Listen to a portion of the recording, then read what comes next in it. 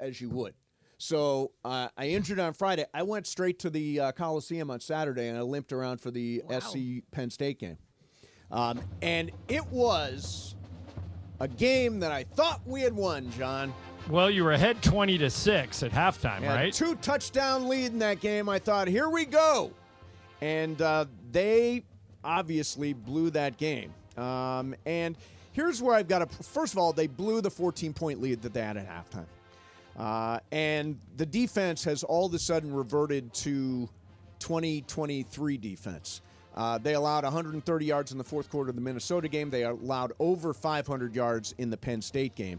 So the defense doesn't look good at all. And then Lincoln Riley's talking about closing out games. We've got to learn how to close out games. We've got to be able – you know what? They come to the last drive of that game. The USC has the ball with about a minute and change left. And all of a sudden, Lincoln Riley starts letting the clock run down. Now, where is the killer instinct? Why is he not? And he by needs the way, 20 Mace, yards to kick a field goal. You left out the most important part of that story. He had all three of his timeouts. Oh, yeah. He didn't use them. No. It made no sense to me. And I don't understand it. I still, and I've not heard a satisfactory answer from him or out of his press conferences. He doesn't really talk to anybody, but his press conferences, has anybody heard anything about this? Well, has he? I know he took the fall for it. He says every loss is on me. I mean, I don't know. Somebody said, well, hold on. You suck.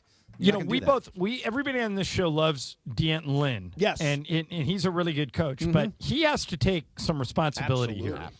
One guy for Penn State caught 17 passes. Yes. That's what happened to the old Bill Belichick line? Take away their biggest weapon and deal with everything else. They didn't even try and take away that guy. Didn't make any sense. And by the way, the other thing, the defense blew on that last Penn State drive that actually tied the game. They allowed Penn State to convert a 4th and 7 and a 4th and 10, and then scored on a touchdown pass where Singletary was. I don't think anybody was within 10 yards of him when he scored the game-tying touchdown. So Big Ten offenses are a little bit different than Pac-12 offenses. Is what you're saying?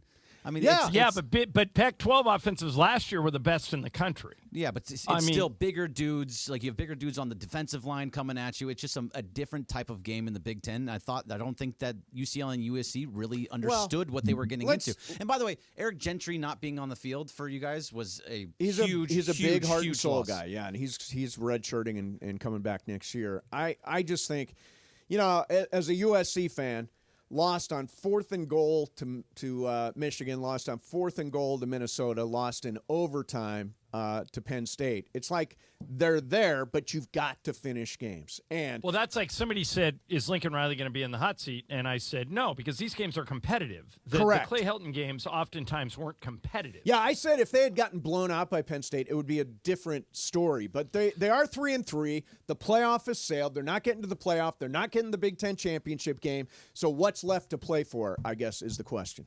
Well, what's left to play for is to have Lincoln Riley figure this out. Yes. I mean, if he's going to be your coach for 10 years, he's got to get over that. Like, he should have to explain why he didn't use his timeouts at the end of the game. Yeah.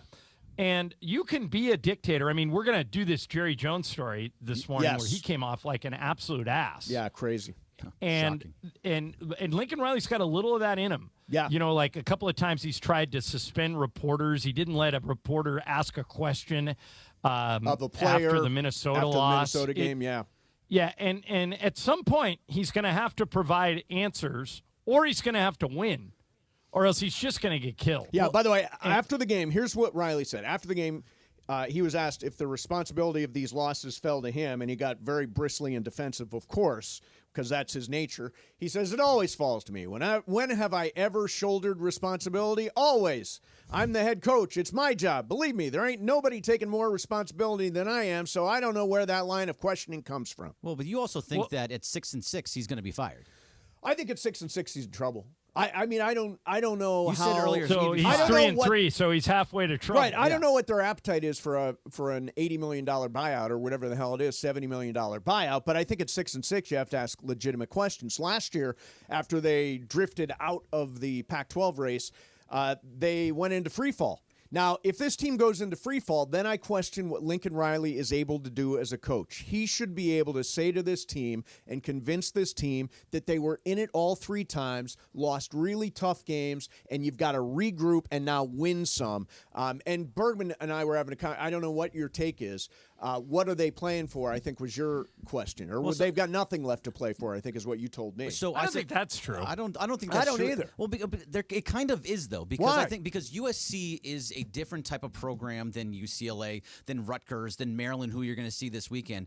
They're playing for something. They're playing for bowl games. I feel like USC, the level that they are at, they should be always fighting to get into the playoff. And now they're just losing. No, right. They're fighting. They're just losing. Now that it's expanded to 12 teams Right. and you have more opportunity to get in there, you should be fighting for that. If they do not, that's a problem. And you said to me like, "Oh, what? Now nobody cares about anything?" No. Right. The other teams, the teams like from 40, 50 on to 133, those teams are playing for bowl games. Well, wait a minute. USC's not playing for a bowl game. That is all USC's got is to play for a bowl game. That's what they've got. And by the way, it's Lincoln Riley's job to focus that team to play good football now. You've lost really tough games. This is where coaching comes into play. Lincoln Riley needs to coach his ass off to keep this program right side up over the second half of the season. He absolutely does. Well, the You one lose thing to that we're Maryland. not talking about is there's this new element where the players kind of control college football now through NIL, through everything else. And the thing that's been happening a lot lately is guys who know they're going to the NFL, if their college team is not headed for the playoff, a lot of them just drop out. Absolutely. So he's got to fight, and get ready for the draft. He's got to fight against that. I mean, if I were a player at USC, the reason I go to USC is to play in these games, in these big games. You still got Notre Dame coming up. You still got UCLA coming up. I want to play in those games. The season can't be over once you know you're out of the playoff. It just can't be but over. He does need to protect against, like, anybody who has NFL prospects. Their agents are going to be telling them, look, you're a lock to go in the first round. You don't need to play in any more of these college games. It's been happening for 5 or 6 years now all over the country. Both of the Boses, when Ohio State didn't get into the championship Final Four, Miles they both Jack just said, okay, I'm done. Yeah. So that's what you got to watch for next, and hopefully the USC players won't do that. But Lincoln Riley's different than Clay Helton or even Sark and Lane in that Sark, Lane, and Helton all used to get just completely annihilated. They weren't even competitive. And Lincoln Riley's competitive in every game. I think he can right the ship, but he better start soon. Yeah, it better be because Saturday. USC alumni are rich and they're impatient. He knows that.